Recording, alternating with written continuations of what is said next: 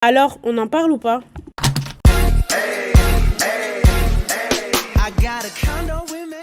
Hello la team, ici Fatima, la présentatrice de ton podcast favori. On en parle ou pas? Le podcast qui parle d'écologie et de société sans te faire fuir. Aujourd'hui, on va répondre à une question simple. Est-ce qu'on peut continuer à kiffer tout en consommant mieux? T'en penses quoi toi, Lamata? Salut tout le monde, Lamata co-animatrice. Alors spoiler, oui, et pas besoin de vendre un rein pour t'acheter une crème ou un déo plus clean.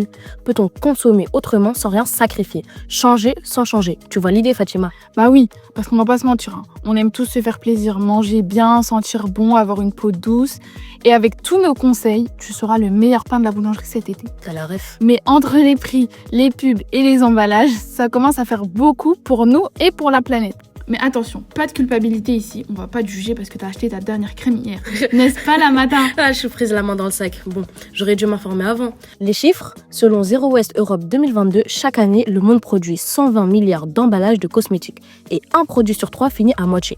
Utilisé, abandonné comme un Tupperware au fond du frigo. Et encore, on n'a pas parlé des compos chelous à base de pétrole, de microplastiques et de noms dignes d'un sort dans Harry Potter.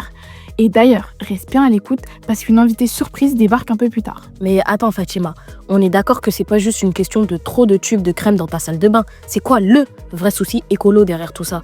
Le souci, c'est la chaîne entière. La production de cosmétiques, elle utilise énormément d'eau, d'énergie, de ressources non renouvelables. Les emballages, ils sont souvent non recyclables. Et l'extraction des matières premières, puis la fabrication, les transports et ensuite la vente, tout ça pour finir à la poubelle. Ça fait une empreinte carbone de ouf qui ferait rougir ton fond de teint. Et tout ça pour des produits qu'on pourrait parfois faire chez soi, en 5 minutes et avec 3 ingrédients de la cuisine. Justement, le fait maison, c'est pas tendance ou instagrammable, c'est concret. Moins de plastique, moins de produits jetés, moins de pollution. Et franchement, si tu peux avoir la même douceur sur ta peau sans cramer la planète, pourquoi pas? Et justement, notre invitée surprise, Yusra, abonnée et amatrice en cosmétiques naturels. Salut Yusra, dis-nous pourquoi le DIY, c'est pas juste un truc de bobo bio. Salut l'équipe, salut les internautes. Alors déjà, j'ai pas de poule, pas de jardin et je vis pas au fond d'une forêt. Mais j'ai compris un truc simple. Quand je fais mes produits moi-même, je réduis mon impact écologique, je choisis mes ingrédients, je réutilise mes contenants et je fabrique juste ce qu'il faut. Et surtout, je retrouve du contrôle sur ce que je consomme. Donc c'est clair, on n'a pas besoin d'être chimiste. Un baume à lèvres, il faut juste du beurre de karité et de l'huile de coco. Et un masque visage, juste du miel et du yaourt. T'as plus d'ingrédients utiles dans ton frigo que dans certaines crèmes industrielles. Et bim, tu passes de je consomme sans réfléchir à je choisis, je fabrique, je kiffe. Exactement, et on oublie souvent que la cosmétique industrielle, dite naturelle, c'est parfois du greenwashing. Tu paies plus cher pour un emballage vert avec 3 feuilles dessus, mais le contenu ça reste moyen et l'impact environnemental c'est toujours le même. Alors qu'en DIY, je fais simple, efficace, propre et je gaspille rien.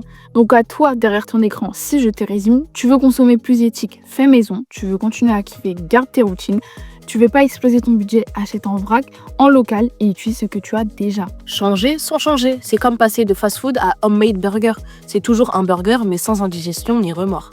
D'ailleurs, merci Yusra pour ton partage et à toi qui écoutes peut-être en touillant un masque maison dans un bol de céréales. Abonne-toi, envoie cet épisode et retrouve nos recettes DIY et astuces sur Insta et TikTok, @on en parle ou pas.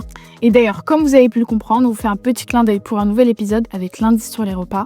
Et on vous le dit encore une fois, même plaisir, même résultat, juste une méthode différente. On en parle ou pas, XOXO? Changer sans changer, kiffer sans regret. I got a condo.